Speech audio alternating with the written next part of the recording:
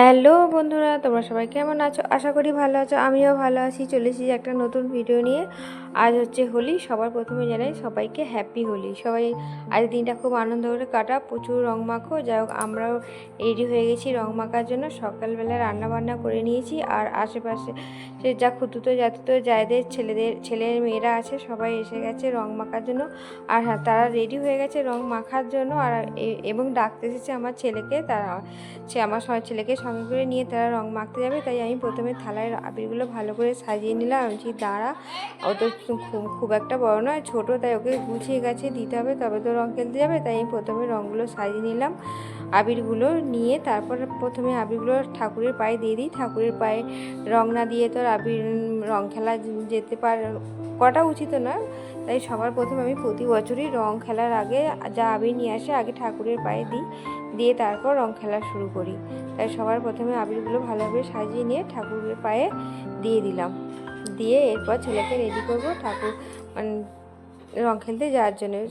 আর রং খেলতে যাবে যেহেতু ভালো জামা কাপড় তো পরাবোই না। সে এখনকার হয়েছে সব নতুন নতুন জামা প্যান্ট পরে। যাই হোক, আমি সব পরাবো না, যেগুলো পুরনো ছোটো ছেঁড়া করে আছে সেরকম দেখি জামা কাপড় পরাবো। যাই হোক, আগে ঠাকুরের পায়ে দিয়ে দিই। আমার ঠাকুরের দেওয়া হয়ে গেছে, এবার তুলসী তলায় দিচ্ছি। দিয়ে এবার ছেলেকে রং গুলে দেবো। আর কদিন ধরে বেলুন করে হাঁপিয়ে যাচ্ছিলো। ওর বাপি বেলুন এনে দিয়েছে, কিন্তু বেলুন কাউকে মারতে পারে না। কিন্তু বেলুন যাও খুলিয়ে দিতে হবে, আমাকে রং ভরে দিতে হবে।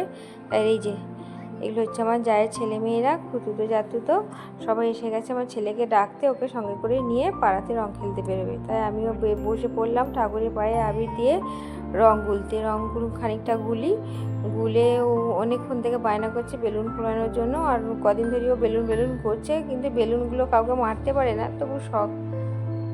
তাই আগে কিছুটা রং গুলে নিই, রং কিছু বেলুন ফুলিয়ে দিই। তারপর আর ওই রংটা খুব একটা ঘন করে গুলিনি, কারণ বেলুনে পুড়ে এগুলো দেবো বলে খুব একটা ঘন করে নিই। কারণ ও তো একটা বেলুন কাউকে মারতে পারে না, বেলুনগুলো নিয়ে এমনি খেলাই করবে। যেহেতু বেশি রং দিয়ে বেলুনগুলো নষ্ট হবে, এদিক ওদিক ছুঁড়ে মেরে নষ্ট করে বলে আমি একটু রংটা খুব একটা ঘন করে গুলিনি। তাই একটু হালকা রং দিয়ে একদম পাতলা মতো করে বেলুনগুলো ফুলিয়ে দিই। দিয়ে আর বেলুনগুলো ফুলানো হয়ে গেলে তারপর বাড়িতে যে জলটা থাকবে আর একটু জল দিয়ে ডিপ করে তখন মারতে না পারলে একটু রং দিয়ে জলটা কালার করেছি করে বেলুনগুলো ফুলিয়ে দিচ্ছি। কারণ এই বেলুনগুলো কারো গায়ে ওরা মারতে পারবে না, শুধু এদিকে ওদিকে মেরে নষ্ট করবে। তাই আমি হালকা করেই ফুলিয়ে দিচ্ছি। দুটা ফোলাও। সবাই ঘিরে দাঁড়িয়ে আছে, কতক্ষণে বেলুনগুলো ফোলানো হবে। তারপর সবাই মিলে বেরোবে পাড়া। আমাদের পাড়াতে অনেক ছেলে আছে, সবার সাথে রং খেলার জন্য। তাহলে গা ভিজে যাবে, সর্দি বেশি করবে। একদম লাস্ট মাথায় নিজের গায়ে জল রং দিবি। এই খেপানে কি এই ফাটাসনি, শুনতে পেয়েছিস? নিজেদের গায়ে এখন জল রং দিবি না, এমনি শুনে রং মাখবি। বারণ করেছি এখন থেকে জল রং দিলে ভিজে, এখন অনেকক্ষণ খেলবে, গায়ে জল বসবে, সর্দি হবে। এখন থেকে জল রং তোমরা মাখো লাস্টে লালটা আগে। যাই হোক, ওরা তো সবাই ছোট, তাই আমি এখন থেকে শিখিয়ে দিচ্ছি যে এক্ষুনি তোরা জল রঙটা মাখবি না, এখন এমনি শুকনো আবির রং মাখ একদম। সে তোরা নিজেরা জল রঙটা মাখবি। যাই হোক, কেউই তো কথা শুনবে না জানি। যাই হোক, আমার ছেলে প্রথমে ঠাকুমা দাদুকে রং মাখিয়ে দিচ্ছে। দেখো, প্রথমে পা আমি শিখিয়ে দিচ্ছি যে আগে পায়ে দে, তারপর মাথায় মুখে দে। ও একটু করে দুজনকে দিয়ে দিল। আর পাশের বাড়ি আর একটা জায়ের ছেলে ছিল, সেও দিল। তো আমি তো বলছি এবার পাড়ায় যেহেতু বেরোবি আর পুঁতে বাড়ি আসবি, তোকে আর মাখাবার মতো জায়গা থাকবে না, তাই আমি একটু যাওয়ার আগে মাখিয়ে দিই চ। আমি একটু সেটাকে মাখিয়ে দিলাম। আর এই হচ্ছে আর একটা জায়ের ছেলে, ওকে একটু মাখিয়ে দিলাম। যে তোরা এবার যে পাড়ায় বেরোবে একদম চেনা যাবে। যখন বাড়ি এখন তো ভালোই পরিষ্কার হয়ে বেরোচ্ছে, যখন বাড়িতে ঢুকবে তখন আর চেনা যাবে না। যাই হোক, আমার শাশুড়ি মা যাচ্ছে আর একটা জায়ের ছেলেকে রং মাখাতে। সেটা হচ্ছে সবাই তো নাতি নাতনি হয়, তাই সবাইকে একটু করে রং মাখাচ্ছে। এটা বেশ, এই নাতির একটু বড় হয়েছে। যাই হোক, সবাইকে ওরা ভাই বোন হয়, সবাইকে প্রচুর পরিমাণে রং মাখাচ্ছে। আমার ছেলে তো এবার পিছন দিক থেকে এসে দেখো জল রং দেবে। এই যে যাচ্ছে পিছন দিক থেকে এসে ওকে জল রং দিচ্ছে।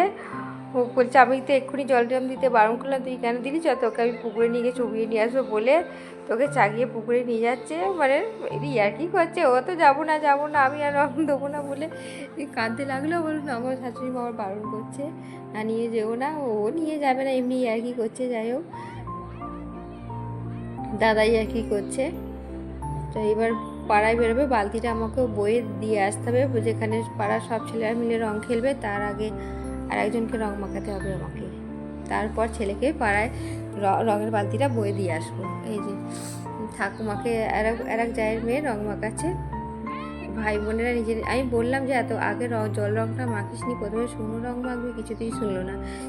নিজেরাই জল রঙটা মেখে এখন থেকে ভিজে থাকছে, যেহেতু ছোট ছেলেটা সর্দিও হয়েছে কিন্তু শুনছেই না, এখন থেকে জল রঙটা মাখছে। এখন ঘন্টাখানিক তো রং মাখবেই, তার মধ্যে গায়ে জলটা বসে তো সর্দিটা আরও বেশি হবে, কিছু কথাই শুনলো না। চলো কর্তামশাইকে এবার রঙটা মাখিয়ে আসি। উনি তো বেরোচ্ছেন বন্ধুদের সাথে রং তুমি নিচে না বলে তো সেই নিচে উড়ে এলো। নিচে নাও। আরে কতক্ষণ ভাত কাটতে রাখো তোমার জন্য তো। খাও। সবাই বেশি করে মাখাবে, আমি আর ভাত সব জায়গায় মাখিয়ে দিই। দেখ আমি তো একটা কাজ করছি নাকি, তুই ওরা বাটা তুলিস নি।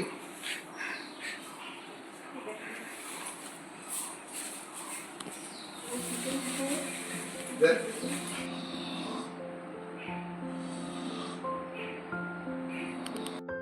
আমার তো কর্তামশাইকে রং মাখানো হয়ে গেল, এরপর কর্তামশাইও আমাকে ভূত করে দিয়েছিল, যাই সেই ভিডিওটা আর করা হয়নি। চলো ছেলেকে এবার পাড়াতে, এই যে পাড়ার ছেলেরা রেডি হয়ে গেছে রং মাখার জন্য, আমিও বালতিটা বয়ে নিয়ে এসে দিলাম। দেখো এখানে এসে কি অবস্থা, মোটামুটি ভূত হয়েই গেছে। আমি বললাম প্রথমে জল রংটা মাখিস নি, শুনলই না, কে কার কথা শুনে তার নিজেরাই নিজেদেরকে জল রংটা দিয়ে পুরো ভিজে গেছে।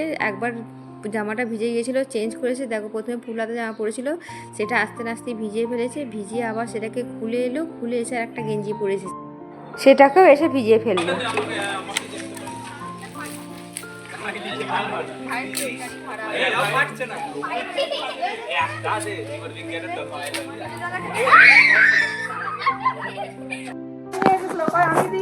আমার প্লেটটা আবির শেষ হয়ে গেছে, তাই প্লেটটা ওখানে আছে, তুমি আনো। বাবা তোর কাকিমা কি করলো, আমার রান্না হয়ে যায়, আমার রান্নাই হয় না এখনো। এসো তোমার কাকিমার কাছে। ওই ছোটি করে গেল। আসুন গো।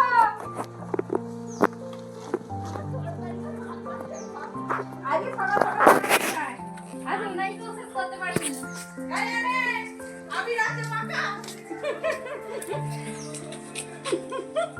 একটু কম করে বাবরে, তুইও দে না। কম করে কেন দিন না, আমি রংটা দাও, রংটা। সব দিয়েছি। বেশি করে ওরে বাবা রে।